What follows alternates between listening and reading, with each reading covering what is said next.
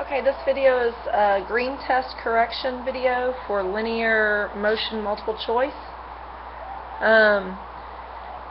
Number 6, we have an object is moving along a straight line. Let's see here. An object is moving along a straight line is slowing at a constant acceleration rate. So its velocity is slowing down at a constant rate. Several data points are collected in the middle of the slowing process for the object's velocity as a function of time. The data points are shown on the graph below, or in this case above, along with the best fit line that has been inserted to extrapolate data for the entirety of the object's motion. In using the graph to analyze the object's motion, several different quantities about the best fit line can be calculated. Which quantities would be equal to the object's initial velocity and to the object's displacement during its slowing motion? Okay, its initial velocity can be found at 0 seconds, right here on the y-axis. So since it's right where the line hits the y-axis, it's called the y-intercept. So initial velocity is y-intercept. The object's displacement, remember, if you're on a velocity time graph, is the area under the line. So that makes C a good answer for this question. Okay, D, given the graph of velocity versus time of a duck flying north, this is where that grammar error was. That's supposed to be a comma. At what point did the duck stop its forward motion? Okay, well, it has a positive velocity the entire time, so here it's speeding up in the positive direction because it doesn't go below this line. So it's speeding up, maybe a little slow down here, but speeding up again. And right here, it doesn't turn around. It's just slowing down, okay? Just slowing down, constant velocity, slowing down again until it slows down to 0 velocity. So our answer to that would be D. Number 8, consider the motion of an object by the position time graph below. For what time is the object moving the fastest? Okay, my absolute initial thought would be this time right here because that is the steepest slope. But if we check the slope out of our choices given, 0 to 2 seconds would be right here. And if this is a position time graph, there's no velocity going on at all, right? Or from 2 to 3 seconds would be this slope. Or from 7 to 10 seconds would be this slope.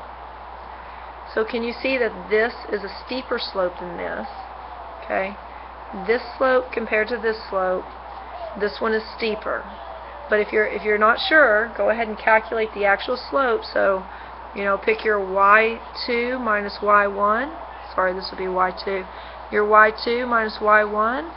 Divide that by your time on both cases, and then your answer would end up being B, 2 to 3 seconds. Okay, now if you don't know how to calculate the slope yet, that is absolutely basic. You should know how to do that at this point. And you can check with any website, I'm sure, or just look up how to calculate slope for tutorials on that, because you definitely should know how to do that.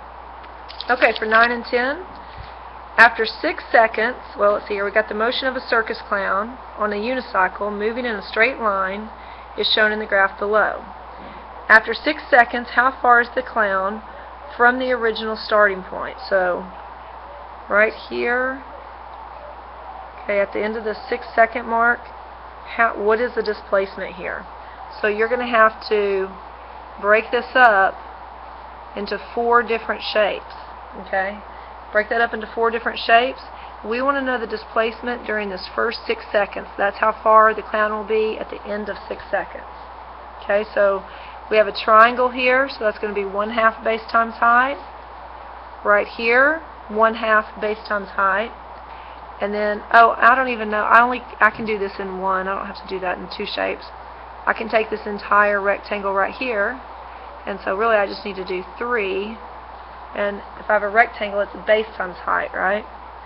So let's just throw this together real quick. For this one right here, it is 1/2